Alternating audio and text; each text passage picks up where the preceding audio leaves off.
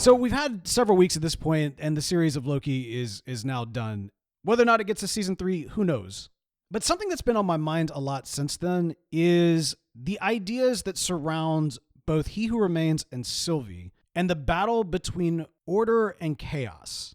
I love the framing that we get at the end of season 1, where as Loki and Sylvie are sitting with He Who Remains, he makes the point of, noting that, hey, we're all villains here. And he's exactly right. Obviously, Loki is the villain of, the Thor franchise as well as the first Avengers movie. But in a deeper way, if we look at the characters of He Who Remains and Sylvie as the embodiment of order and the embodiment of chaos, they're both quintessential villains who are ruled and driven by fear. Because of the fear of war, right? The very real and felt fear that He Who Remains has from experiencing the multiversal war, this has driven him to create an entire system that eradicates all possibilities of anything other than his perfect way to exist. It's not out of some sort of desire to be worshipped. He doesn't necessarily need anybody to know he exists. And it's not like he really enjoys that kind of authoritarian role.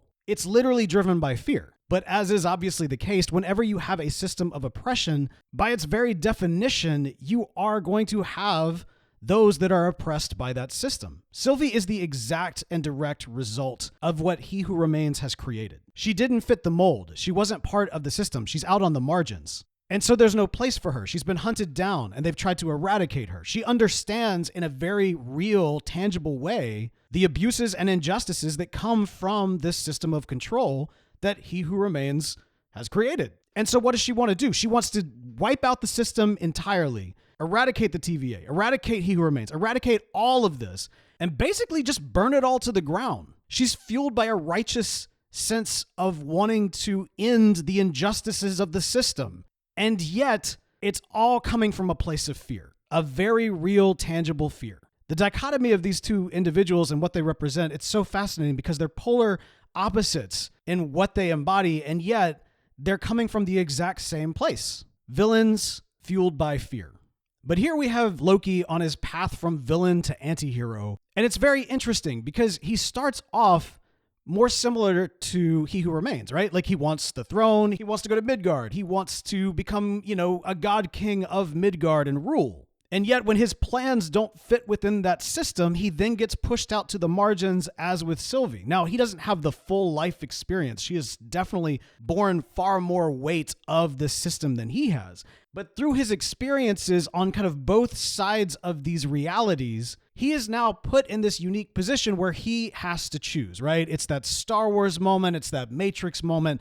Which side are you going to choose? Are you going to choose the door on the right, the door on the left? What's it going to be? But Loki comes to this realization, and I think it's an important realization, that it's not as binary as all that. You don't have to choose between order and chaos. In fact, doing so to their extremes leads to destruction no matter what. It can be easy to just kind of get along and go along in a system, even a terrible system that isn't beneficial to you, just because it's what's familiar. And on the flip side of that, it can also be very easy to destroy things and totally burn everything down. But what Loki represents in this series is neither order nor chaos, but organized chaos. He comes in with this mindset of look, if we're going to tear this system down, it's going to require sacrifice. And not just kind of the sacrifice of I'm going to let it burn me up too, but no, it's going to require tending to. I love the imagery of the world tree, right, at the very tail end. Because there is kind of this tending to a garden that needs to exist, if there is going to be a chance at creating something better. It's not worth burning it all down if nothing good will grow back in its place. And that's not always fun. It's not easy. It doesn't come with a whole lot of glory. And as we see represented in Loki, to choose that third way often takes a ton of sacrifice.